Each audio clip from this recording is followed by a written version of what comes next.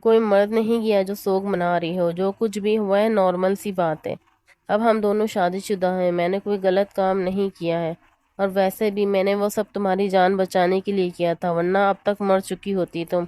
وہ ایک ہی سانس میں بولتا اسے صفائی دے گیا تھا جو اس نے آج تک کسی کو نہ دی تھی، لیکن دوسری طرف تو جیسے کوئی فرق ہی نہ پڑا تھا۔ وہ ابھی بھی خاموش تھی۔ شجر خان نے خود کو قابو کرتے ایک نظر اسے دیکھا اور اس کے پاس بیٹھ گیا۔ ابھی وہ اپنا ہاتھ اس کی طرف بڑھاتا کہ وہ اس سے دور ہوئی تھی۔ تم مجھے پامال کر چکے ہو، ایک تھپڑ کے بدلے سارے گاؤں، میرے گھر والوں کو نظروں میں اور میری خود کی نظروں میں مجھے گرا چکے ہو۔ تمہیں پتہ ہے ساری غلطی میری ہے۔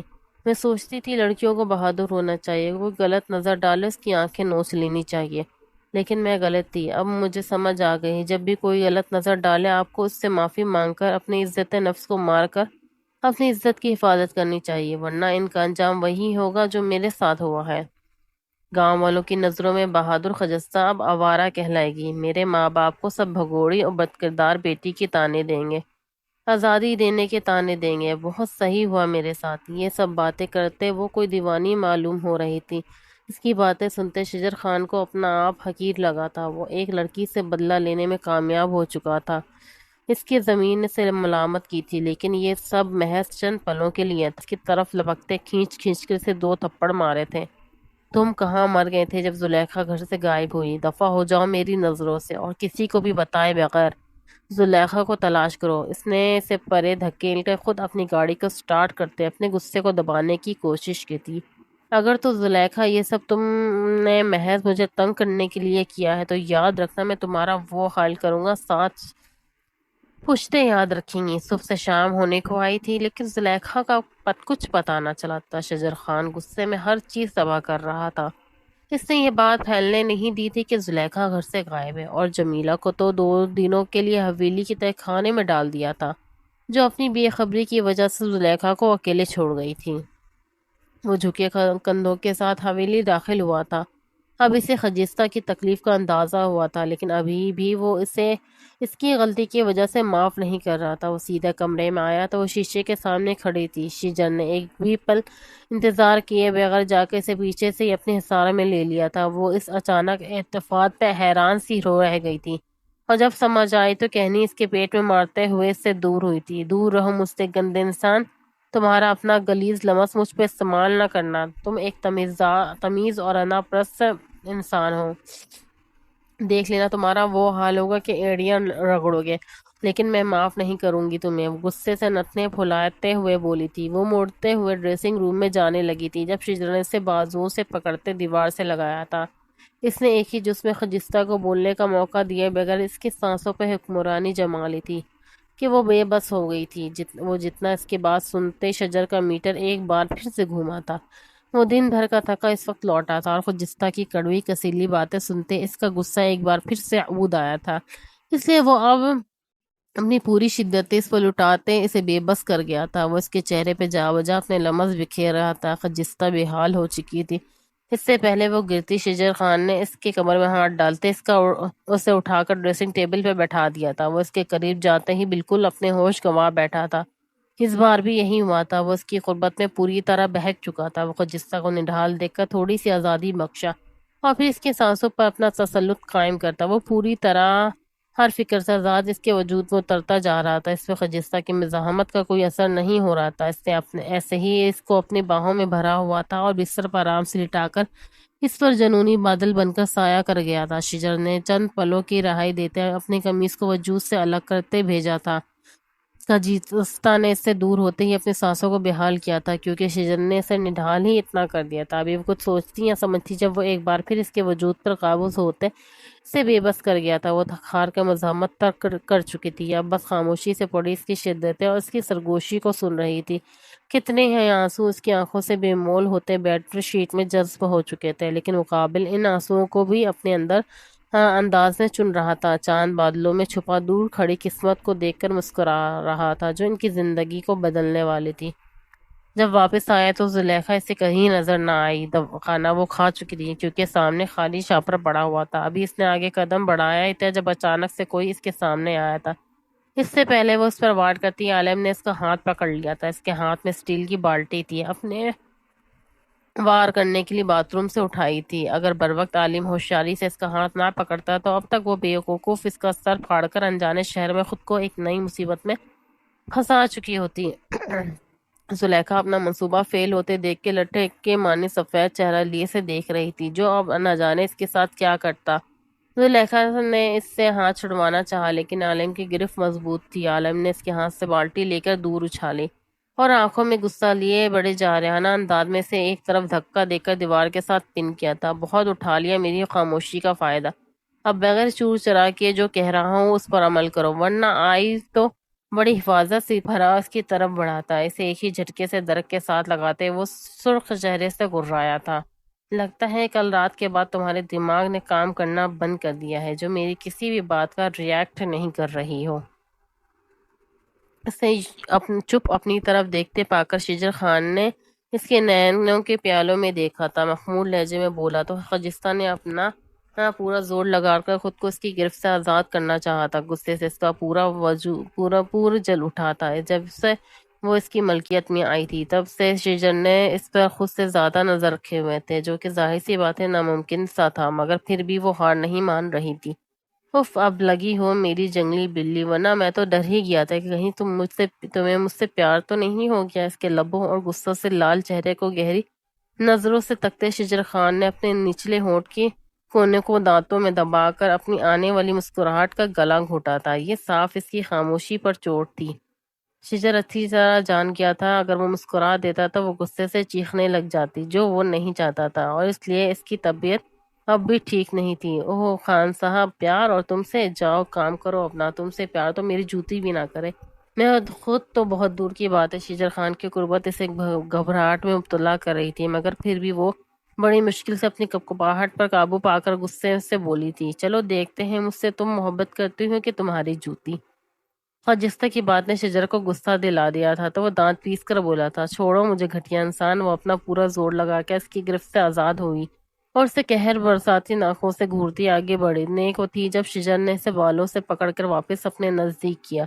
پہلی بار اس خان کا نام لیا ہے، داد تو وصول کرتی جاؤ بیگم۔ شجر کو اس کا خان صاحب کہنا عجیب سے سرشاری میں مبتلا کر گیا تھا۔ اس شجر نے جھٹ کے اس کے کلے لبوں کو اپنے قبضوں میں لیا تھا۔ آہستہ آہستہ وہ اسے اپنے ساتھ بہکاتا جا رہا تھا۔ خجستہ سے شدتوں میں کپکپا اٹھی تھی، وہ جتنا احتجاج کرتی وہ اتنا ہی بے بس کرتا جا رہا تھا۔ شجر خان کو تم سمجھتے کیا ہو خود کو؟ شکل دیکھی ہے اپنی؟ میں کیوں کروں تم سے نکاح؟ میں شجر سائنسی نکاح کروں گی، وہ میرے قابل ہے، تم نہیں۔ مجھے جانے دو یہاں سے، جو چاہے دے دوں گی، لیکن میں ہرگز نہیں کروں گی، یہ بات یاد رکھ لینا۔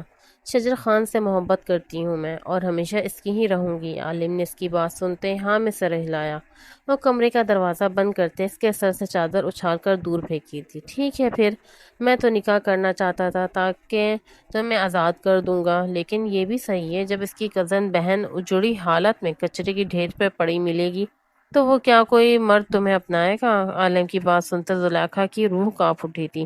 وہ اپنے آنکھوں میں ڈر لیے چلاتی چلی گئی، نہیں نہیں مجھے چھوڑ دو، یوں مجھے پامال نہ کرو، وہ روتے ہوئے بولی تھی۔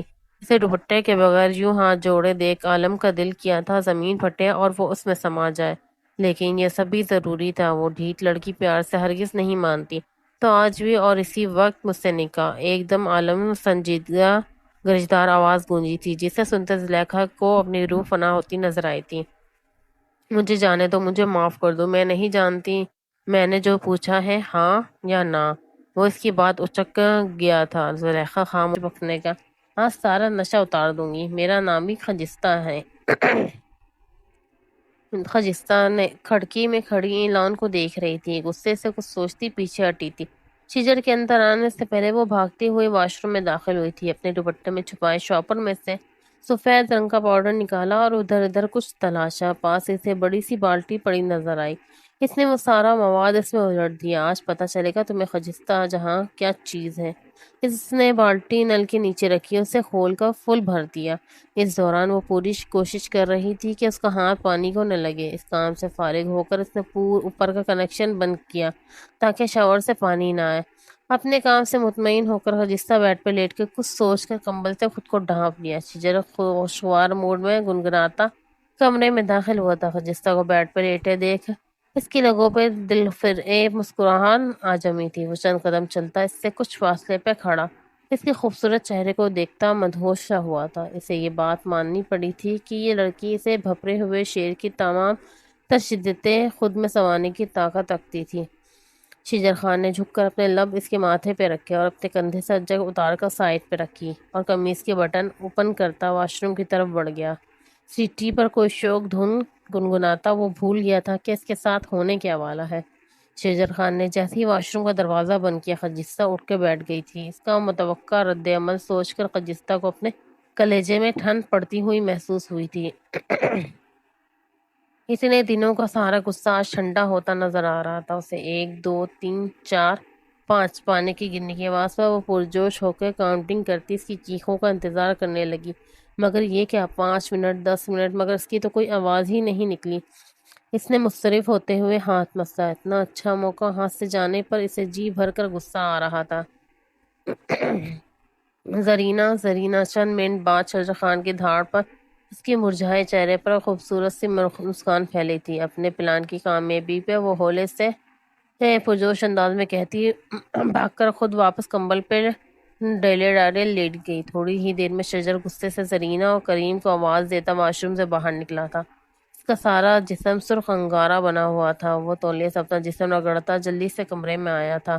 جی سرکار۔ کریم جیسے ہی کمرے میں آیا شجر کا اپنا خوبصورت جسم کھجانے میں مصروف تھا۔ کچھ کھجلی اور کچھ غصے نے اسے لال کر ڈالا تھا۔ میرے واش روم میں کون گیا تھا؟ ان دونوں کو دیکھ کر وہ غصے سے گرایا۔ ہمیں تو نہیں پتا سرکار، میں تو آج لان میں ہی کام کرتا رہا، میں پوچھتا ہوں زرینہ سے۔ وہ غصے میں کھولتا اندر گیا اور کپڑے تبدیل کرتے ہوئے ایک نظر سوئی ہوئی خجستہ پر ڈال کر باہر چلا گیا۔ عالم نے زلیخا سے نکاح کرنے کے بعد سب کو رخصت کرتے کمرے کا رخ کیا تھا جہاں اس کی تھوڑی دیر پہلے کی منقوہ بیٹھ وہ تن فن کرتی خجستہ کے پاس پہنچی تھی اور اسے کچھ بھی سمجھنے کا موقع دیے بغیر اس کے حسین چہرے پہ زوردار تھپڑ جڑ چکی تھی۔ اس کے بالوں کو مٹھی میں لیتے وہ گررائی تھی۔ تیری ہمت کیسے ہوئی بذات مجھے ملازمہ کہنے کی؟ تو ہمارے ملازم سے بھی کہیں گزری ہے۔ تیری اوقات اتنی بھی نہیں کہ میں تجھے ملازمہ رکھوں اور تو میری بیٹی کے حق پر ڈالا ڈال کے بیٹھی ہے۔ وہ غصے سے بولتے اس کے بالوں پر گرفت اور مضبوط کر رہی تھی۔ خجستہ نے بڑی مشکل سے خود کو آزاد کروایا اور ایک رکھ کر ایک تھپڑ امریز خانم کے چہرے پہ دیا تھا۔ وہ تو ہکا بکا سی رہ گئی تھی۔ پل میں ہی کیا سے کیا ہو گیا تھا۔ اپنی حد میں رہیں، مجھے شوق نہیں آپ جیسے جانوروں کے بیچ میں رہنے کا۔ اپنے بھانجے کو کہہ دے طلاق دے، میں ابھی چلی جاؤں گی، لیکن غلطی سے بھی دوبارہ ہاتھ اٹھانے کی غلطی نہ کرنا مجھ پر، ورنہ وہ حال کروں گی کہ یاد رکھیں گی۔ باہر سے قدموں کی آواز سنتے خجستہ جلدی سے ان کے پیروں میں بیٹھ گئی اور امریز خانم کے ہاتھ اپنے بالوں پر رکھ دیے۔ مجھے چھوڑ دیں، میں نے کچھ غلط نہیں کیا، مجھے چھوڑ دیں، یہ سب شجر خان نے کیا ہے، وہ جھوٹ بول رہا ہے، میں اس سے محبت نہیں کرتی، اس نے دھمکا کر مجھ سے نکاح کیا ہے۔ جب میں نے سب کو سچائی بتائی تو اس نے سب کے سامنے دوبارہ نکاح کر لیا۔ جھوٹا ہے وہ، مجھے جانے دو یہاں سے، مجھے یہاں نہیں رہنا۔ وہ روتے ہوئے گڑگڑا رہی تھی۔ شور کی آواز سن کر آئے اسد خانم، صبا خانم بھی اور آرمینہ مورے اپنی جگہ دنگ رہ گئے تھے، اس لیے شجر اسے کمرے سے نکلنے سے منع کرتا تھا تاکہ کسی کو اس کے سچ کا پتہ نہ چل سکے، لیکن خجستہ نے سب کو سچائی بتا دی تھی۔ اسے امید تھی اب وہ اسے خیر سے رہائی حاصل کر لے گی۔ وہ دل ہی دل میں خوش تھی۔ مورے نے آگے بڑھ کر امریز خانم سے خجستہ کے بال آزاد کروائے تھے اور اسے بیڈ پہ بٹھا کر پانی پلایا تھا۔ باقی سب اپنے اپنے کمرے میں جا چکے تھے۔ امریز خانم کا غصے سے برا حال تھا، لیکن ان کو ایک طرف سے تو سکون ملا تھا، اس کا مطلب تھا کہ وہ اس لڑکی کو یہاں سے نکال سکتی ہے کیونکہ وہ تو خود بھی یہاں نہیں رہنا چاہتی۔ وہ بس ان کو جلد از جلد اپنی بیٹی کا انتظار تھا کہ وہ آتے ہی شجر خان سے اس کی شادی کروانے والی تھی اور اس لڑکی کو طلاق دلا کر یہاں سے رخصت کرنے والی تھی۔ لیکن اس لڑکی کی تھپڑ کی سزا تو دینی تھی، لیکن صحیح وقت پر۔ اگلی صبح جب عالم کی آنکھ کھلی تو رات میں ملی راحت اور وقتی سکون اب جاتا رہا۔ وہ خجستہ سے محبت کرنے کا دعویٰ کرنے والا اپنی زندگی میں نہ صرف کسی اور کو شامل کر چکا تھا بلکہ اس کو اس کا حق بھی دے چکا تھا۔ اس نے تو یہ سب بس ایک ڈرامہ کرنے کے لیے کیا تھا تاکہ اس کے پاس ثبوت ہو اور وہ خجستہ کو حاصل کر سکے، لیکن وہ بس ایک لمحے کی قید میں آتے نہ جانے کیسے بہک گیا تھا۔ اس نے ایک نظر بستر پر دیکھا تو زلیخا کو بے سدھ پایا۔ عالم نے پریشانی کی عالمی سے چھو کر دیکھا تو وہ بخار میں تپ رہی تھی۔ اس کا وجود لال انگارہ ہوا پڑا تھا۔ وہ جلدی سے اٹھا اور اس کی حالت درست کرتے اسے اسپتال لے گیا۔ وہاں سے اسے ڈرپ وغیرہ لگوا کر جب شیجر خان زبان سے جو چاہے جو بھی کہتا، لیکن اس کے لمس میں نرمی ہوتی تھی جسے وہ اس کی من چاہی ہو۔ شاید یہ سب خانم بی اور مورے کی تربیت ہی تھی کہ وہ کچھ غلط نہ کر پایا تھا، بس زبان سے نشتہ چلا کے اس کا دل ضرور زخمی کرتا تھا، لیکن ایسا رویہ اس نے کبھی نہ رکھا تھا اس کے ساتھ۔ ان کچھ دنوں میں اس نے یہ محسوس کیا تھا اب تو وہ اسے طنز بھی نہ کرتا تھا۔ شیجر خان نے اپنا منہ موڑا تو خجستہ کو وہاں کھڑا پایا تھا۔ وہ اس کی آنکھوں میں دیکھتے نظریں چرا گیا تھا۔ اسے اپنا آپ بھی اس درندے سے کم نہ لگا جس نے زلیخا کا یہ حال کیا تھا۔ اس نے بھی تو انا کی جنگ میں ایک لڑکی سے بدلہ لینے کے لیے یہ سب کیا تھا، لیکن اپنے چاہنے کے باوجود بھی کچھ غلط نہ کیا تھا۔ وہ غلط کر ہی نہ پایا تھا۔ کب اس سے اس بدلے میں کیے گئے نکاح میں موجود اس لڑکی سے محبت ہوئی، اسے خبر ہی نہ ہوئی تھی۔ پتہ نہیں یہ محبت تھی یا کیا تھا، لیکن اب وہ اس سے دوری برداشت نہیں کر سکتا تھا۔ وہ چاہتا تھا وہ ہمیشہ اس کے پاس رہے، اس کے قریب، تاکہ اس کا دل کرے وہ اس کے سانسوں کو اپنے قبضے میں لے کر اسے بے حال کر دے، اور جب اس کی سانسوں کی ڈوری ٹوٹنے لگے تو اسے اپنی ہی سانسوں سے ایک نئی زندگی بخش دے۔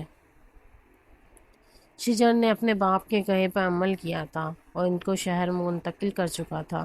اس کام میں اسے 3 دن لگ چکے تھے۔ زلیخا جیسے خود جینے کی امید چھوڑ چکی تھی، وہ ہوش میں آنا ہی نہیں چاہتی تھی، اس لیے وہ اب تک زیر علاج تھی۔ ڈاکٹرز کا کہنا تھا اب وہ لوگ کچھ نہیں کر سکتے، ان کو کوئی ذہنی اذیت دی گئی ہے جسے برداشت نہ کرتے وہ جینے کی امید چھوڑ چکی ہیں۔ اب اسے مہینے میں ہوش آتا ہے یا سال میں، کچھ نہیں کہہ سکتے۔ یہ سب سن کر انگریز خانم کا تو خون ہی کھول اٹھا تھا۔ وہ جو بھی کرنا چاہتی تھی ویسا کچھ نہ ہو پا رہا تھا۔ اوپر سے زلیخا الگ بستر پر لگ کر پڑی ہوئی تھی۔ اکیلے میں وہ کئی بار اسے دھمکی لگا کر اسے اٹھنے کا کہا تھا، لیکن کوئی فائدہ نہ ہوا تھا۔ وہ زندہ لاش ہی بن چکی تھی۔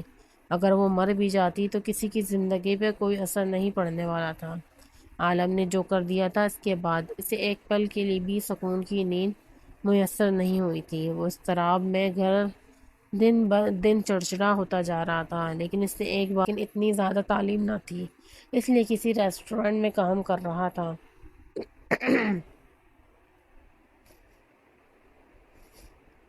روز رات جب وہ سونے کے لیے بستر پر لیٹتا تو اسے بستر پہ کانٹے سے چبھتے تھے۔ کسی کی آہوں اور سسکیوں نے اس کی راتوں کی نیند اڑا دی تھی۔ اسے شدت سے اپنی غلطی کا احساس ہوتا تھا۔ وہ کیا کر چکا ہے؟ جب اسے زلیخا کے ساتھ وہ سب ہوا تھا، شجر خان زادہ تو ڈیرے پہ ہی پایا جاتا تھا۔ اس نے دوبارہ سے وہی پرانی روٹین شروع کر لی تھی۔ مورے خجستہ کے پاس 2-3 بار آ چکی تھی۔ وہ اسے سمجھا چکی تھی تمہارا شوہر ہے، اب اسے اپنی طرف راغب کرو، یوں اس کا گھر سے باہر رہنا صحیح نہیں، لیکن وہ ایک کان سے سن کر دوسرے کان سے نکال دیتی تھی۔ اس کا کہنا تھا وہ کیوں اس شخص کی پرواہ کرے، اس نے آخر آج تک اسے بے عزت کرنے کے علاوہ کیا ہی کیا تھا، جبکہ وہ جانتی تھی شیجر خان نے اس کی ماں کی کافی مدد کی ہے اور اس کی بہن کو اسکول بھی داخل کروا دیا تھا، لیکن وہ پھر بھی ماننے کو تیار نہ تھی۔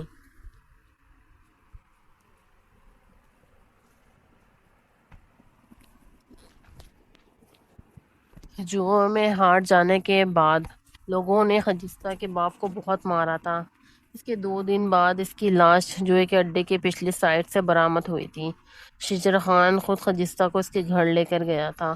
اس نے الگ سے اس کی ماں کو سب بتا کر اس سے معافی بھی مانگی تھی، لیکن خجستہ روز رات جب وہ سونے کے لیے بستر پہ لیٹتا تو اسے بستر پہ کانٹے سے چبھتے تھے، کسی کی آہوں اور سسکیوں نے اس کی راتوں کی نیند اڑا دی تھی۔ اسے شدت سے اپنی غلطی کا احساس ہوتا تھا جو وہ کر چکا تھا۔ جب سے زلیخا کے ساتھ وہ سب ہوا تھا، شجر خان زیادہ تر ڈیرے پہ ہی پایا جاتا تھا۔ اس نے دوبارہ سے وہی پرانی روٹین شروع کر لی تھی۔ مرے نجستہ کے پاس 2-3 بار آ چکی تھی اور اسے سمجھا چکی تھی، تمہارا شوہر ہے، اب اسے اپنی طرف راغب کروں گی، اس کا گھر سے باہر رہنا صحیح نہیں ہے۔ لیکن وہ ایک کان سے سن کر دوسرے کان سے نکال دیتی تھی۔ اس کا کہنا تھا وہ کیوں اس شک کی پرواہ کرے، اس نے آخر آج تک اسے بے عزت کرنے کے علاوہ کیا ہی کیا تھا، جبکہ وہ جانتی تھی شجر خان نے اس کی ماں کی کافی مدد کی ہے اور اس کی بہن کو اسکول بھی داخل کروا دیا تھا۔ لیکن وہ پھر بھی ماننے کو تیار نہ تھی۔ جو ہمیں ہار جانے کے بعد لوگوں نے نرجسہ کے باپ کو بہت مارا تھا۔ اس کے 2 دن بعد اس کی لاش جوئے کے اڈے کے پیچھے سائڈ سے برآمد ہوئی تھی۔ شجر خود نرجسہ کو اس کے گھر لے کے گیا تھا۔ اس نے الگ سے اس کی ماں کو سب بتا کر اس سے معافی بھی مانگی تھی، لیکن نرجسہ سخت دلی کا مظاہرہ کرتے خاموش ہو چکی تھی۔ اس کے بعد نرجسہ کی ماں نے بھی اسے کافی سمجھایا تھا کہ وہ اب شادی شدہ ہے، اپنے شوہر پر دھیان دے اور باقی سب بھول جائے، ورنہ یہ سب ناصور اسے ہی ڈسے گی، وہ خوش نہیں رہ سکے گی۔ ان سب کے جواب میں وہ بس ایک ہی بات کہتی تھی کہ میں انسان ہوں اور میں غلطی پہ نہیں تھی۔ اس شخص کو معافی نہیں، سزا ملنی چاہیے اور ضرور ملے گی، کوئی اور دے یا نہ دے، لیکن میں اسے سزا ضرور دوں گی۔ یہاں آ کر اس کی ساری باتیں ختم ہو جاتی تھی اور وہ اپنے دل کی حالت سے بے خبر، اپنی انا اور اپنی عزت نفس کو پہلے رکھ رہی تھی، اور وہ کہیں پر غلط بھی نہ تھی۔